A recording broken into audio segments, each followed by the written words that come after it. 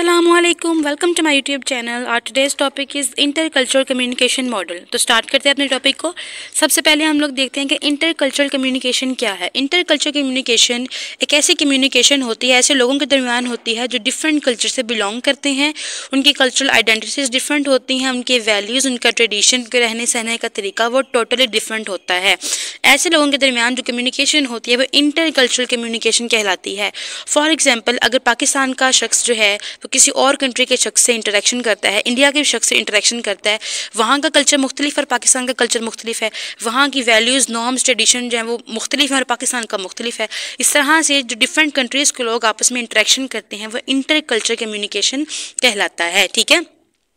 अब ये interculture communication ज़रूरी नहीं है कि सिर्फ एक कंट्री का दूसरे कंट्री के साथ ही होगा, बल्कि एक कंट्री के अंदर रहते हुए भी होता है कि अगर एक सिटी का शख्स जो है वो किसी दूसरे सिटी के शख्स से कम्युनिकेट कर रहा है तो वो इंटरकल्चर कम्युनिकेशन कहलाता है। अगर पंजाब में रहने वाला शख्स सिंध में रहने वाले शख्स से कम्युनिकेट करता है, सिंधी लोगों की लैंग्वेज मुख्तलिफ होती है, ट्रेडिशंस अलग होते हैं, कल्चर अलग है उनका, उनके रहने सहने का तरीका अलग, उनकी लैंग्वेज भी मुख्तलिफ होती है, और पंजाब के लोगों की मुख्तलिफ होती है। इन दोनों का कल्चर क्या है, मुख्तलिफ है एक दूसरे से। तो इन दोनों के दरमियान जो इंटरेक्शन होगा पंजाबी और सिंधी के दरमियान, वो क्या कहलाएगा, वो इंटरकल्चर कम्युनिकेशन कहलाएगा। ठीक है।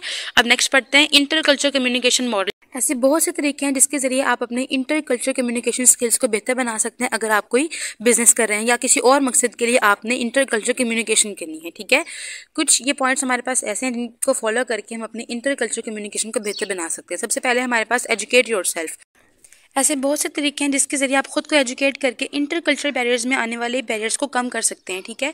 इसके अंदर आपकी लर्निंग भी शामिल है, और वो लर्निंग क्या होती है कि आपने जिस शख्स से कम्युनिकेट करना है, अगर वो किसी और कंट्री से बिलोंग करता है तो वहाँ का कल्चर, वहाँ के ट्रेडिशंस, वहाँ की वैल्यूज़, वहाँ के रहने सहने का तरीका जो है, वहाँ की नॉर्म्स और लैंग्वेज को आपको लर्न करना पड़ता है, जिसके थ्रू आप इंटरकल्चरल बैरियर्स को कम कर सकते हैं। ठीक है। और ये लर्निंग आप बहुत से रिसोर्सेज के थ्रू कर सकते हैं। आजकल डिजिटल मीडिया का दौर है, आप ऑनलाइन रिसोर्सेज ऐसे बहुत से अवेलेबल हैं जिसके ज़रिए आप उनके कल्चर्स को अंडरस्टैंड कर सकते हैं। ठीक है। सेकंड है हमारे पास लर्न अ लैंग्वेज। लैंग्वेज एक बहुत बड़ा बैरियर है इंटरकल्चर कम्युनिकेशन के अंदर।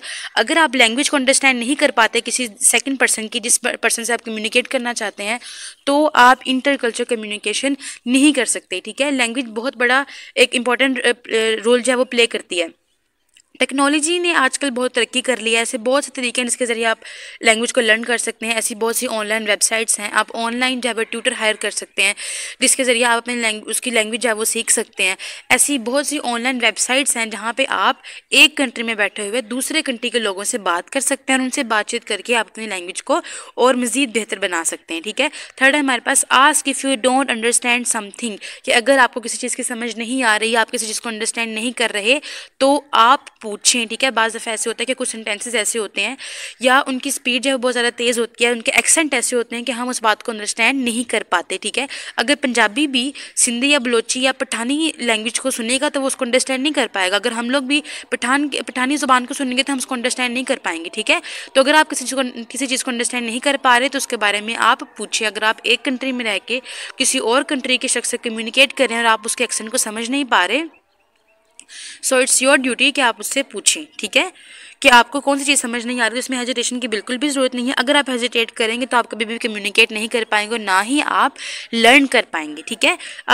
अब फोर्थ है हमारे पास accept that you could make mistakes. जब भी आप किसी नई चीज़ को सीखना स्टार्ट करते हैं, ठीक है, तो मिस्टेक का वहाँ पे चांस जो है वो बहुत ज़्यादा होता है। और अगर आप इंटरकल्चर कम्युनिकेशन करते हो या कोई लर्निंग करते हो, अगर आपको गलती हुई है तो आप अपनी गलती को एक्सेप्ट करें और उस माइनर गलती से, या फिर अगर कोई मेजर गलती है तो आप उस चीज़ को एक्सेप्ट करके उसको अपने लिए एज आ लर्निंग लें। ठीक है। अपनी हर गलती से आप सीखें। अगर आप कोई नई चीज़ को लर्न कर रहे हैं, आप किसी के कल्चर को सीख रहे हैं, किसी कल्चर के पढ़ रहे हैं, लैंग्वेज पढ़ रहे हैं, तो आपने क्या करना है, अपनी मिस्टेक को एक्सेप्ट करना है और अपनी उस गलती से सीखना है। ठीक है।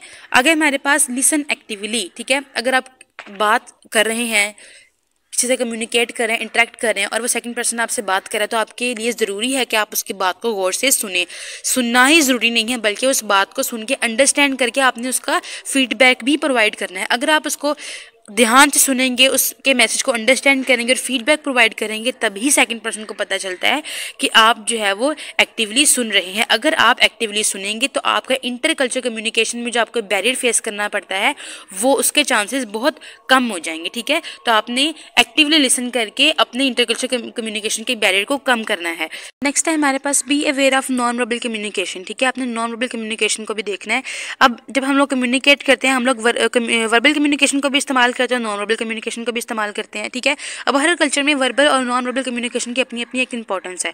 ठीक है, जैसे पोस्चर्स है, हमारे आई कॉन्टैक्ट है, हमारी बॉडी मूवमेंट है, हमारा टोन ऑफ वॉइस है, ये सारी चीज़ें जो हैं ये क्रिटिकल हो सकती हैं। ठीक है, अब पाकिस्तान की आप एग्जांपल ले लें, हम लोग जब एक दूसरे से मिलते हैं तो हमारा ग्रीटिंग सिंबल क्या होता है कि हमने एक दूसरे से हाथ मिलाना होता है, कि हमने सलाम लेना होता है अस्सलाम वालेकुम। ठीक है, लेकिन आप इंडिया में चले जाएंगे, वहाँ पे वो हाथ जोड़ के जो है वो नमस्ते कर रहे होते हैं। लेकिन अगर आप अमेरिका में कहीं चले जाएंगे, उनका जो मिलने का तरीका होता है वो अलग होता है, वो हेलो बोलते हैं, हाय बोलते हैं।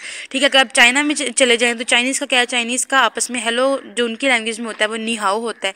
तो इसमें क्या है कि हर कल्चर का अपना अपना एक तरीका है, अपनी अपनी एक लैंग्वेज है। ठीक है, अब अगर हम लोग पाकिस्तान में कम्युनिकेट करते हैं किसी सेकंड पर्सन के साथ और उसकी हमारा आई कांटेक्ट उसके साथ बेहतर है, तो इसको पाकिस्तान में कॉन्फिडेंस की अलामत समझा जाता है। ठीक है, आपकी बॉडी लैंग्वेज बेहतर होनी चाहिए।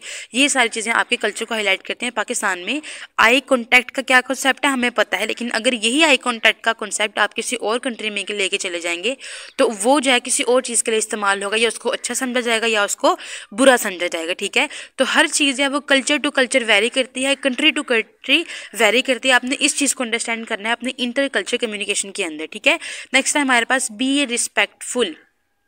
रिस्पेक्टफुल होना बहुत ज़्यादा ज़रूरी है इंटर कल्चर कम्युनिकेशन के अंदर। आपने सेकंड पर्सन के जिससे आप कम्युनिकेट करना चाहते हैं उसके कल्चर को, उसकी वैल्यूज़ को, उसके ट्रेडिशंस को, उसकी नॉर्म्स को, उसके बैकग्राउंड को, इन तमाम चीज़ों को आपने रिस्पेक्ट देनी है। ठीक है, अगर आप बिजनेस इंट्रैक्शन करना चाहते हैं, किसी और वजह से इंट्रैक्शन करना चाहते हैं, तो respect is very much important thing in inter culture communication. ठीक है, आपने दूसरे के कल्चर्स को जो है वो रिस्पेक्ट देनी है और पॉजिटिव रिलेशनशिप उसके साथ कायम करना है और पॉजिटिव वे में आपने उसकी रिस्पेक्ट करनी है। ठीक है, so this is all about our today's topic. अगर आपको कोई भी सवाल है तो आप मुझे कमेंट सेक्शन में पूछ